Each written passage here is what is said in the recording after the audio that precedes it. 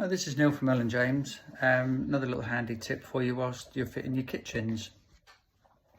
So this kitchen is, it's got dry lined walls. So the difference between dry lined and stud walls is dry lined is where you've got the plasterboard which is bonded onto the blockwork, bricks or thermalite blocks behind, and a stud wall is where you've got a void, where you've got the vertical studs, either they're timber or metal.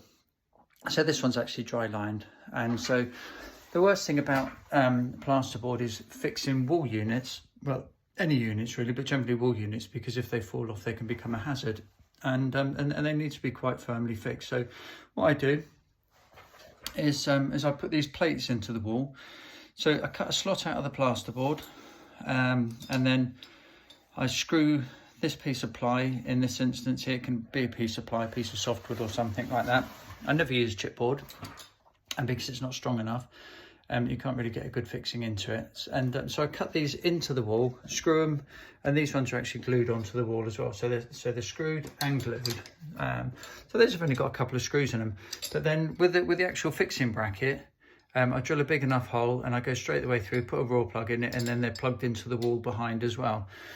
But the difference is the bracket itself is going to be fixed onto a firm surface, being the piece of ply, as opposed to a soft, crumbly surface, being the plasterboard. So if I put the bracket directly onto the plasterboard and screwed it into the blockwork behind, potentially the plasterboard's either going to crumble or bend, and then you have an unstable background for the bracket to hang on.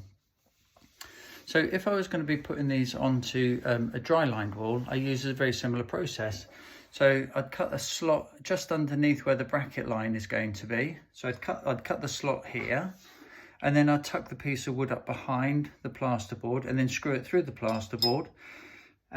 So you've got the piece of ply which is behind the plasterboard, and then that's what effectively the brackets are going to be screwed into. So I'd just pilot hole the brackets through the plasterboard into the ply, and then I'd fix the brackets onto that, and then it doesn't go anywhere.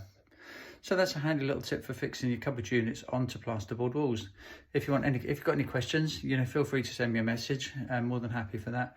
But that's Neil from Ellen James, specialising in kitchen and bathroom installations.